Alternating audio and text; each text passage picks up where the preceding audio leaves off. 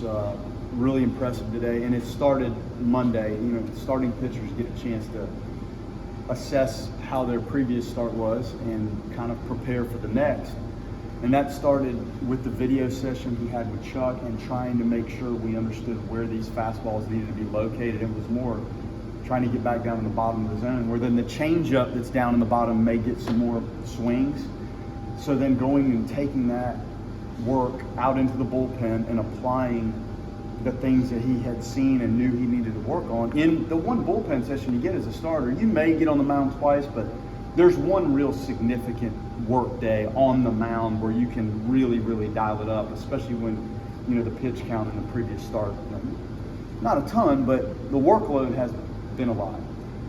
Taking that into the pen and then taking what he did into the pen right out into a game setting was impressive to see.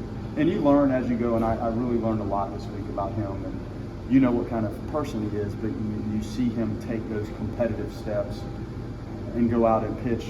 Again, that's a good team, and they have balance in the lineup, so you're dealing with left-handed hitters, right-handed hitters. They have some guys in there with some thump. They're not giving away at-bats with 2 strikes, so you have to pitch and play to get those guys out, and he did that. I think I had also on top maybe 5 times he was involved in a defensive play. Some of the balls in the 4-hole, the little bunt that he barehanded and threw, and he fields his position well, which kind of limits balls that somebody else has to handle. And he did a nice job with that, so it was his day. And thankfully, we delivered some blows that were able to open the game up, which was very nice. We haven't had a game like that in a while. The first inning kind of felt like a hinge point for Conner when the first 2 guys, I mean, neither of them hit the ball especially hard, but both reached base. And I mean, that's a buckle down moment for him, it felt like. Yeah, their leadoff guy, that changeup, he stayed down in there with that. I think that was a changeup, and he hit that ball in the center field pretty good. And then the little chopper, I think it was a hit and run or something that was just essentially in no man's land. And then, all right, it's like the first inning last night where you've got traffic and issues right out of the gate. I thought the punch out of the 3-hole guy was a pivotal early pitch in the game, and a good sequence of down. Again, he kept the ball down and was able to get out of it. And then we had some good 2-out, 2-strike type at-bats, so we're able to lengthen our offensive innings. And then the 2 triples and the home run, you have to have somebody deliver some blows with runners on base if you're going to score in bunches, and we're able to do that on 3 occasions, I guess. So it was good.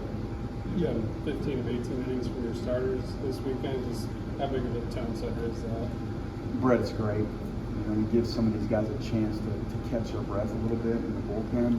And that's the idea with starting pitching, to be honest, is you really extend, and then your bullpen becomes matchups and like how things feel and look based on the score of the game. And we haven't had a lot of opportunities to use the bullpen that way. There's times we're trying to get somebody in there, somebody else to extend. So that was great. And again, that's the concept with your starting pitchers, is they can lengthen it out once a week. But that hasn't always been the case with us. But this weekend it has been, and it's great. And it gives some of those other guys a chance, Army and Kirkland, and some of those guys that have thrown a lot, a chance to breathe a little. Speed's probably not the biggest strength of Cam's game, but he's got 3 triples this week. I mean, what does that say about how he's hitting the ball? Well, he drives the ball to all fields, and when you drive it to right center field, like that's a spot where triples occur, and he hits it hard. And sometimes how the ball comes off the wall, and the outfielder pursuing it in a certain way, maybe thinking they can catch it, and they just can't track it down. And then the velocity, like that it comes back off the wall. There's some weird things that happens because he hits the ball so hard. And then once he opens it up, he can run. Now the big swing and getting out of the box, different for certain hitters, but clearly once he gets going, like when you see him make the turn at first base and he's rolling, he's really, really flying. So that's the other side of it. And you have to trust that you're going to push it, and some of those triples are not easy to acquire, so you have to have the wherewithal to give it a shot and do it. That's one thing we've done pretty well this year. I think our triple total is pretty impressive. You guys still have like a chance to make the ACC tournament. How much is that motivating you guys right now? Well, it's huge. You know, to be in the discussion of not is clearly the opposite of what you would think you're talking about. So to have a chance to keep fighting and clawing to get in there is great. You know, and we've talked about for a while, every one of these games is critical. There's must-win games that are really enjoyable at the end of the year. Like if you're winning to win a super regional and a regional and the national championship, that's one thing. And we're having to go through must-win games essentially like every time we step on the field. So as hard as that is to realize and deal with, like it's a reality right now. So some of those bumps, right, in time build some callousing and teach you what it's like to play in must-win games. And these are not the type that you want, but in essence, you learn from it. You know, you can talk a while about James's bat talent, but the development at first base defensively, how pleased have you been with that?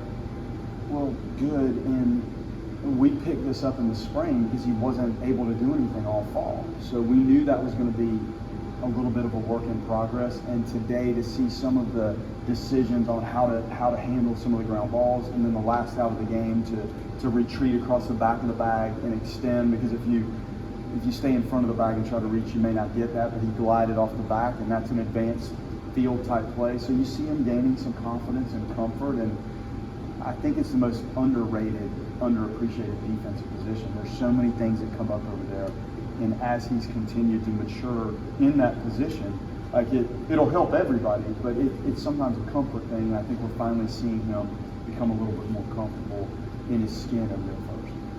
You know, with back in the leadoff spot this week, just how pleased have you been with the way he's hit the last couple of weeks? Well, we need him up there, and he's a kind of a table setter that sprays it around and has the bunt threat and the run threat, and that's really what you like at the top. And he went through that stretch where the poor guy was playing through the injury, and that's difficult. So I think we're starting to see him trend back in the right direction, and seeing him comfortable and hanging in there on some of the left-handed pitchers is good.